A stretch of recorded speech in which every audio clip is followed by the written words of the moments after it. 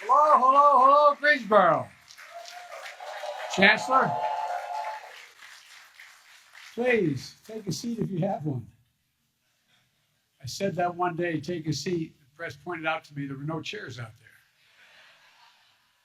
Thank you very, very much for the opportunity to be here. Chancellor, thank you, and thank your wife as well for all you do for educating the future of this country. And I've been impressed. I've been on a lot of university campuses. Matter of fact, for 4 years, I was a full professor at the University of Pennsylvania. And this is really an impressive place with a lot of impressive students. And it's good to be here at A&T, and I thank you for your sharing your story, Malcolm. He's gonna, did you say where you're going? Am I allowed to say where you're gonna be working? You can work at IBM, a little outfit, you know, that is, just remember, when you're chairman of the board, remember me, okay? If I go by and say, hey, Malcolm, and I said, it's Joe here, I don't want to hear Joe who, okay? Well, Mayor Vaughn, thank you for the passport into the city. It's great to be here with a congresswoman who delivers to the people of this district. Kathy, you do an incredible job. You really do. You really do. My dear friend, Congressman G.K. Butterfield. What did I see here? There you go, man. Stand up. I want you to stand up. This guy, he's done so much over this distinguished career for the last 20 years or so. I wish you weren't leaving, pal. I wish you weren't leaving, but I understand. But thank for all you've done. And Congresswoman Alma Adams, where's she? There you are. I see the hat. What am I talking about? Alma, how are you? You're the best. Thank you for all the hard work delivered for HBCUs, not just this one, but all across the country. Thank you, thank you, thank you. And your outstanding governor, one of the best governors in the entire United States of America, I say it without reservation, Governor Roy Cooper. Gov. Roy has proven himself to be, not a joke, one of the finest governors in the nation. He's displayed so many talents. He's deployed funding for American Rescue Plan to deliver debt-free community college for young people in North Carolina. He's delivered high-speed internet in rural communities. He's delivered well-deserved raise for teachers and first responders. And thanks for making a difference for the families here in North Carolina, Governor. You're setting an example across the country. Thank you. And look, you can cheer. It's all right.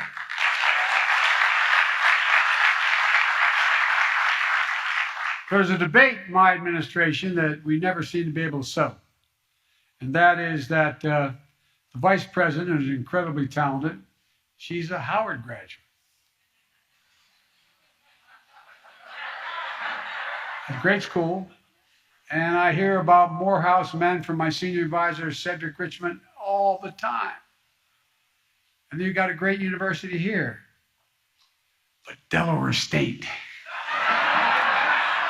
Delaware State. They launched me into my career, not a joke. As I got elected to the United States Senate when I was 29 years old, Chancellor. Had to wait 17 days to be eligible to be sworn in, true story. And it wouldn't have happened. And I won by a rousing 3,021 votes. And it wouldn't have happened without Delaware State. What most people don't realize is Delaware has the 8th largest black population in America. And the fact is that's, as I say in Claymont, Delaware, where I was raised, a little steel town in Delaware, you all brought me to the dance. But here's the deal. I got a member of my cabinet who is also slightly partial in North Carolina A&T, Administrator for Environmental Protection Agency, Michael Regan. Michael. Good. Of course, you never hear Michael bragging about the place, as long as you don't have your hearing aid on. But look, he's a proud Aggie, and welcome back to the campus, Michael. And let me tell you, talking about some incredible students here today, I know why Michael's so proud of this school. I really mean it. And A&T is an extraordinary university with a great tradition, an HBCU tradition. You know, more than 180 years of excellence. delivering on that sacred promise we made in America, that every American, every race, every background, every zip code should have a fair and equal chance to go as far as their God-given talents can take them. And you're providing that here, Chancellor, because there's so many great professors here, and the program here is so strong. You're giving people an opportunity to take advantage of their God-given talents.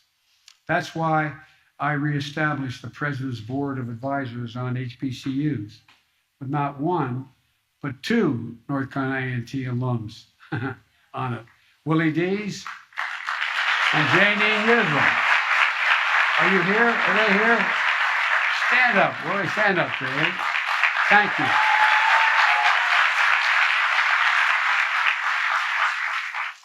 And it also includes a proud North Carolina native, an NBA star, Chris Paul. He's on it. By the way, he's a hell of a ball player. Who supports the business course here at A&T and is a fierce champion for all HBCUs.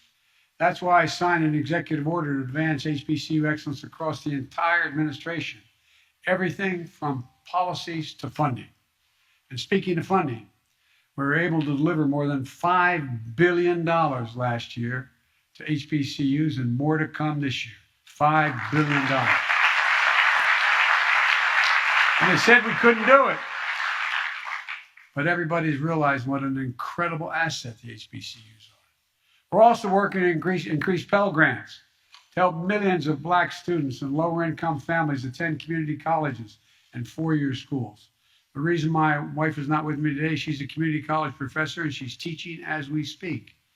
And I'm here today to talk about my plan to create and expand HBCU programs in high-demand fields like cybersecurity, advanced manufacturing, healthcare, and so much more. And to talk about why it's so critical that we have to invest in American manufacturing. And if my dad were watching now, he passed away, but he's watching, he'd be mad at me and say, excuse my back. I didn't apologize for having my back to you. I apologize. But excuse my back, but I'm looking at you. You know, why it's essential that the Congress take action quickly to support American innovation. I said today when I was, we were at the cybersecurity unit, that more is going to change in the next 10 years than it's changed in the last 50 years. Science and technology is moving so incredibly rapidly. It's all part of a broader vision that Vice President Harris and I ran on to build back a better America than even before the pandemic we hit. A better way with better pay, greater dignity for working people, easing the financial burdens of millions of families, and making it in America, as your Congresswoman said, with American manufacturing. The best engineers in the world, like so many here at A&T graduates, make up that cadre. From day one, every action I've taken to rebuild our economy has been guided by one principle: made in America. It means using products, parts, and materials built right here in the United States of America. It means bringing manufacturing jobs back and building the supply chains here at home, not outsourced from abroad. It means letting and betting on American workers, let them do the job and bet on them. And it takes a federal government that doesn't just give lip service to buying American, but actually takes action. Most people don't know, I know the Congresswoman knows, there's been a law in the books since the late 30s that says that you can use American tax dollars, and if your American tax dollars the president is spending, it should be spent on American products and American businesses. Every administration says they'll do it since the late 30s. But now, over time, Buy America has become basically a hollow promise. My administration is making Buy America a reality.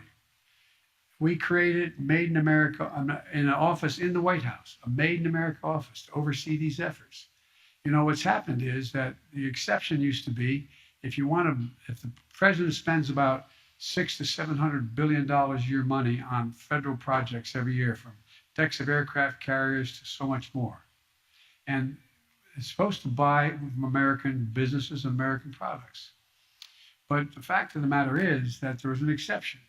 If you couldn't readily find an American institution that either had this part of the supply chain and or the company, you didn't have to. You could buy it abroad. You could import it. Well, last month I announced one of the biggest changes in the Buy American Act in 70 years. Each year the federal government spends more than $600 billion on goods and services. And in the past, if the manufacturing product that you get purchased by the federal government says it is substantially all substantially all in America, it worked. But because of loopholes over time, you know what substantially all meant when I took office? It meant that 55% of the product was made up of American business and American product. It was substantially all an American product. Well, guess what? To me, 55% isn't substantially all. It's slightly over half. And so we issued a rule to raise the amount of domestic content required to be considered made in America from 55 to 75%. Substantially all is going to start meaning substantially all. And that's good for American workers and for American businesses, for communities like Greensboro. And I want to thank Congresswoman Manning who's been a strong, strong supporter of Buy American. Now we're seeing the results of our economic vision. Our economy created 7.9 million jobs over the course of my presidency. More jobs in the 14 months I've been president than any president ever created in American history. Unemployment at 3.6% is down from 6.4% when we took office 14 months ago. It's the fastest decline in unemployment to start a president's term ever recorded. North Carolina, thanks to the American Rescue Plan and the leadership of Governor Cooper, has added 194,000 jobs in the last 14 months. 194,000 jobs. Good job. That's 67,000 jobs ahead of where the state was before the pandemic hit. And unlike the past recoveries, this time around with the American Rescue Plan, we made a choice to bring everyone along. So not only has unemployment rate dropped at a record pace here in North Carolina and across the nation, but Black unemployment fell by more than 30%. More than 30%. Hispanic unemployment fell from nearly 9% to 4.2% in the year 2021, the fastest single drop ever recorded. We had the largest one-year drop in long-term unemployment ever recorded in American history. Look, folks, because the child tax credit, we've seen the lowest child poverty rate ever projected, an estimated nearly 40% decline in child poverty. The lowest number of home foreclosures ever recorded. A record low credit card delinquencies because families have more money in their pockets to pay their bills. The list goes on. All told, this economy grew by 5.7% last year in 2021, the fastest growth in 40 years. And in the process, doing all this, we still cut the deficit last year by $350 billion, just last year alone. And by an additional $1 trillion this year if the budget goes through. So folks, don't tell me this trickle-down idea is the only way to grow an economy. We're actually lowering the deficit, not increasing it. And after a long, tough stretch, Americans are back to work. Our economy has gone from being on the mend to being on the move. Now, I know that we're still facing challenges of high prices, inflation. I grew up in a family where when the price of gasoline went up at the pump, it was a conversation at the kitchen table with my dad. Putin's invasion of Ukraine has driven up gas prices and food prices all over the world. Ukraine and Russia are the 1 and 2 largest wheat producers in the world. We're number 3. They're shut down. We saw that in yesterday's inflation data. What people don't know is that 70% of the increase in inflation was a consequence of Putin's price hike because of the impact on oil prices. 70%. We need to address these high prices, and urgently, for working folks out there. And that's part of why what I'm going to talk to you about today, why it's so important. When we build more in America, we increase economic capacity, And ultimately, it helps lower everyday prices for families. That's what we're starting to see. Look around. American manufacturing is coming back. Once again, we're seeing the pride that comes from stamping a product made in America. Companies are choosing to build their new factories here in America. When just a few years ago, as you all know, that wouldn't have been the case. They would have built the factory overseas. Intel. Intel is building the chairman of the board of Intel asked to come and see me a little over a month ago.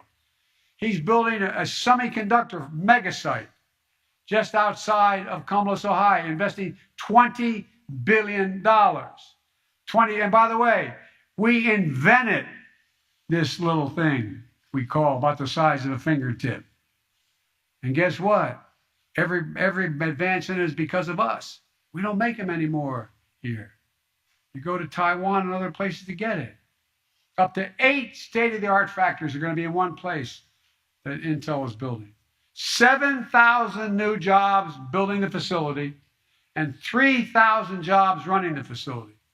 You know what the average salary of these jobs running the facility will be? $135,000 a year.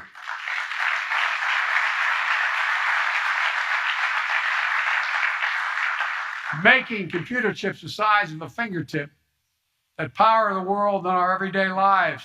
Smartphones, internet, technology that doesn't even exist today.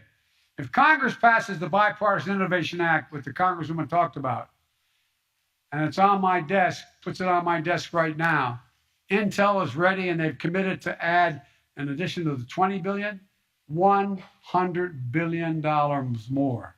$120 billion in one site. That's just the start. And Intel alone. We're seeing it right here, thanks to the leadership of Governor Cooper and Congresswoman Manning. In last year's Thomas built buses at High Point, which I went down to see. It's incredible. What you all are doing is really incredible. They got the largest order to date in North America to build electric school buses, electric school bus fleets, which Administrator Regan can tell you will mean hundreds of thousands of our children will no longer be inhaling exhaust from diesel school buses. And they function and they roll. Volvo trucks, with the research and development headquarters here in Greensboro, got the largest commercial order ever for electric trucks. And just a few months ago, Toyota announced it will invest $1.3 billion to build a new electric battery manufacturing plant right here in Greensboro.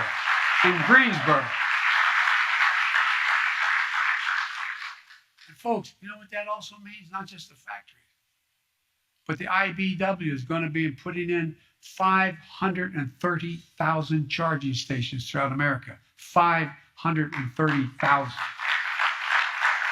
And when this plant comes online, it's going to produce enough batteries to power 800,000 vehicles per year with room to grow.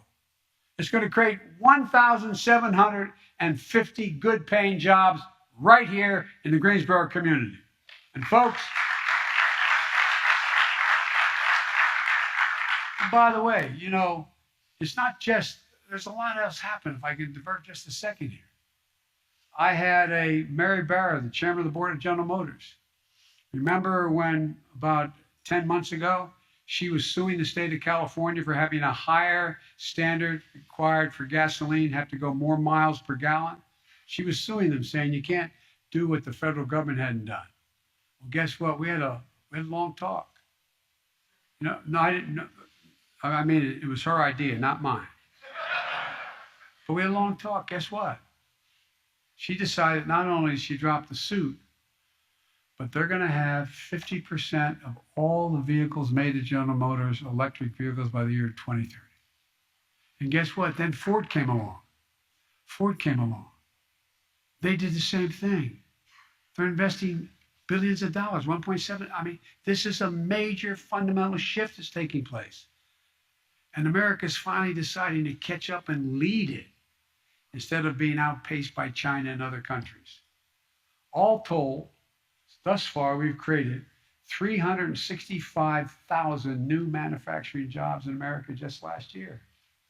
That's the best year for U.S. manufacturing in the last 30 years. And even you students who are younger, how many, when you're coming up and hear your parents talk about manufacturing is dead in America? It's not going to happen in America. There's not a thing, not a single thing America cannot do. Not a single thing where we can't outcompete the rest of the world. I mean it. Not a single thing. We set our mind to it. Good paying jobs, jobs you can raise a family on, jobs that can't be outsourced. Announcements like these don't happen in a vacuum. They require investments. We know what happens when we stop investing in the future and the places like Greensboro. We really do. You or your parents remember what it felt like when industries like the textile industry started to decline. Delaware used to be a great textile state. It all evaporated. Good jobs lost over time. Well, guess what? What it did to families, what it did to neighborhoods was consequential because we stopped investing in our future for a while. We stopped investing in our people. I got criticized when I kept saying we're going to invest in the American people. Decades ago, we used to invest 2% of our gross domestic product in research and development. 2%. And we led the world. Today, we invest less than 1%. The United States of America used to be ranked #1 in the world in investing in the future. Now we're ranked number 9 in research and development. The United States of America. China was number 8 3 decades ago. Now it's number 2. Other countries are closing in fast.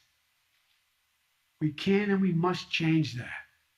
Not by hurting other countries, but by developing ourselves. We have a great opportunity ahead of us with the Bipartisan Innovation Act I mentioned, which is going to provide $90 billion in research and development, STEM education, manufacturing, all those elements of the supply chain that we need to produce end products right here in America. If I told those of you who are closer to my age in the audience, if we told your parents that we'd be here, they'd look at it like we were crazy. What do you mean? We're the leader in the world. Not so. Congress needs to get this bill to my desk as quickly as possible. Our economic strength is on the line, and national security as well is on the line. Companies are ready to invest in America, in American communities, in American workers, but they need to see that their government is capable of investing in our future. Other countries are racing ahead, but we can't afford to wait. So Congress, get this bipartisan bill to my desk. North Carolina needs it. America needs it. And let's meet this moment together. That's exactly what we did when we passed the bipartisan infrastructure law, which you look like the devil on. Our infrastructure used to be rated the best in the world again. Now we rank number 13 in the world. Bridges, roads, etc. Rank 13. Why do we develop so fast, so well? Where are you going to build your factory? Near a port that can get everything out of that you manufacture and get everything out to the rest of the world quickly? Or something that takes 2 weeks or 3 weeks to get it there? It's all about speed. We can't compete for the jobs of the 21st century if we don't fix our infrastructure. But now, thanks to the infrastructure law, we're turning things around in a major way. We've already announced billions to improve the more than 3,000 airports in the 50 states that need serious help. I'll digress again for just a second. I was out when I was vice president at O'Hare Airport, and I was trying to get onto the Air Force Two and going up an escalator, and had a sign at the top, "Out of order, will be fixed in 2 weeks." Not a joke. The United States of America, one of the busiest airports in the world, fixed in 2 weeks. And I got in trouble because it said if I took you into O'Hare Airport blindfold in the middle of the night and took you into one of China's airports blindfold in the middle of the night and said, "Where are you, China or the United States?" They probably think the Chinese airport was ours because it's so modern, so different. Well, this year, $92 million is available to North Carolina alone to upgrade your airport infrastructure. $92 million. We're modernizing highways, roads, bridges, ports. And this year, North Carolina is going to receive $1.4 billion in funding for roads and bridges, another $99 billion dedicated to funding for bridges that are in disrepair. Folks, we're also building a national network of electric charging stations I mentioned earlier for vehicles powered by these batteries that we're going to manufacture here in Greensboro. And this year, North Carolina is eligible to receive nearly $16 million in electric vehicle charging stations. We're also getting rid of poisonous lead pipes that are in 10 million homes in America and 400,000 schools and daycare centers. And do serious brain damage. Not a joke. So kids and families can have clean drinking water. And this year, North Carolina will receive $199 million for clean water because of that man right there, the governor. And folks,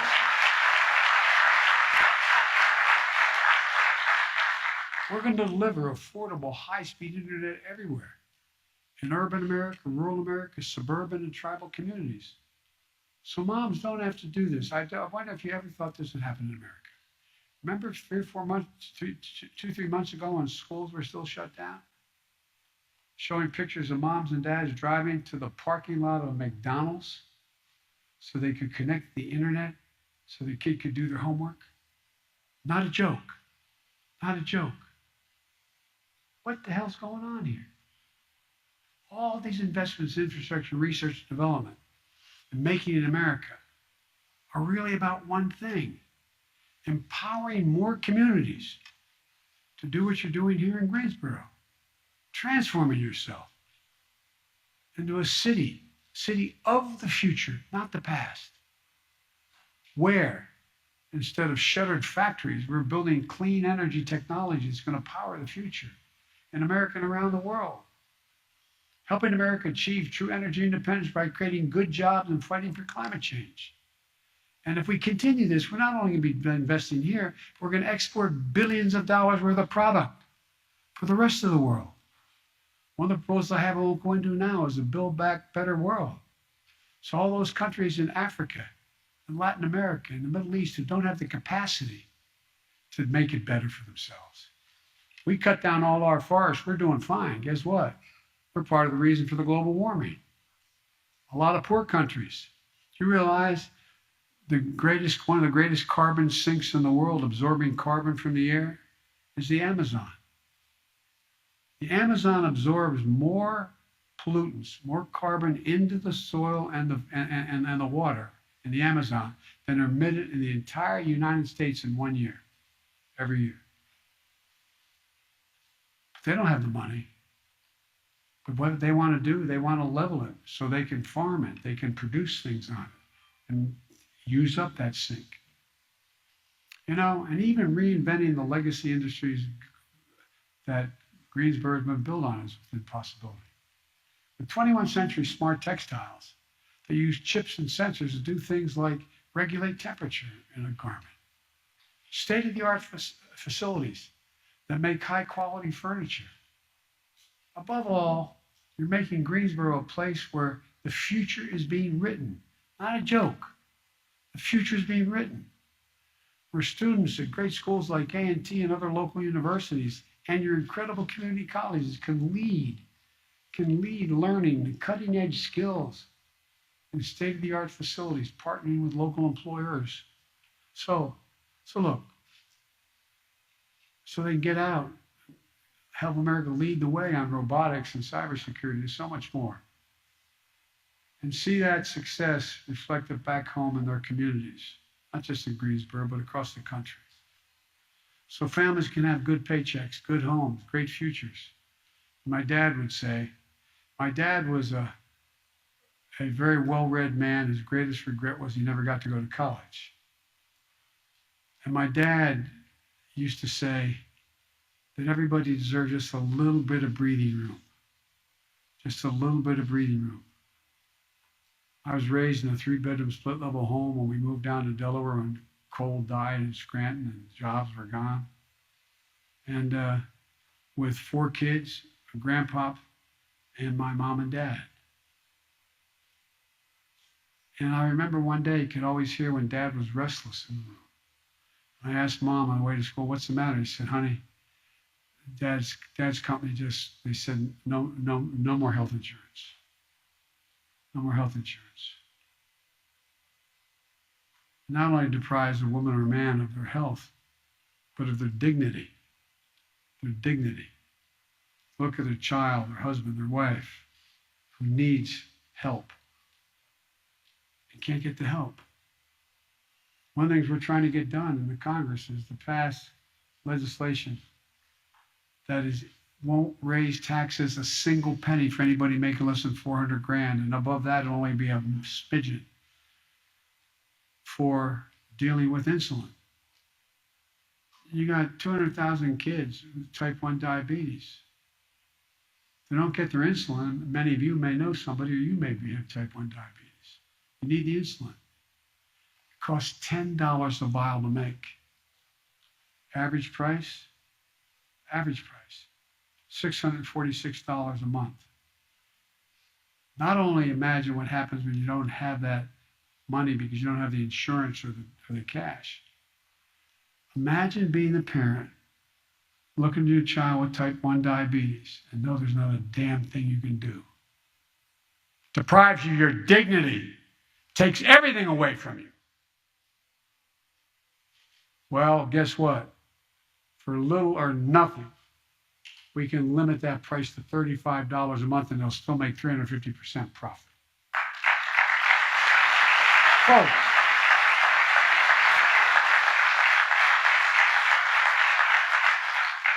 that's a story we got to keep writing. And by the way, I'm a capitalist. I'm not somebody who doesn't think you should be able to go out and make $1 million or $1 billion. Just pay your fair share. Just pay a little tiny bit. Not a joke. Of the Fortune 500 companies, and I come from the corporate capital of the world. Not a joke. More companies incorporated in the state of Delaware than the entire United States of America combined. And I was a senator 36 years. But guess what? 55 of them last year didn't pay a single penny in tax, and they made $40 billion. So folks, look, we have to keep going on so many other issues to deliver the promise of America to all Americans. For example, equity and opportunity require more than just economic investment. They require police and criminal justice reform. Even though Congress isn't taking action, my administration hears and sees the people who need it badly. We're making changes in the federal law. Police need more money, not less, in order to have social workers and others with them, not just to teach them how to do their job better, but also we need rules that I've initiated federally. No more chokeholds, no more no-knock warrants, requiring federal agents to wear protective body cameras. We're going to sit back while Republican Congress stand in the way of justice. I'm sorry to be partisan about that, but they are. They're unwilling to do anything. We're taking action. Today, my administration has also released the first ever equity action plan, laying out more than 300 concrete commitments to tear down the systematic barriers that have been allowed to fester for far too long in America. Things like getting pollution out of low-income neighborhoods. You notice they're always the last to ever be touched. In Delaware, a big chemical industry. Well, guess what? The corridor that we run down, going down the state, the fence line communities, the cancer rate, we have one of the highest cancer rates in America. Why? Because all these poor communities live near these near these places. When I was growing up in Claymont, Delaware, not a joke. We lived right on the Pennsylvania border. It was a steel town. More oil refineries in Marcus Hook, Pennsylvania, the Bend and Delaware River than anywhere, including Houston. Guess what? When it got to be fall, I was in 4th grade, and there got a little frost. My mom would get in the car to drive me to school, which is only 3/4 of a mile away, but it was on the highway. Turn on the windshield wiper, there'd be an oil slick on the window. That wouldn't have happened where I live now, in a nice neighborhood. Never happened. We're making sure the minority-owned businesses can access capital they need to grow, so no community is locked out of opportunity. Look,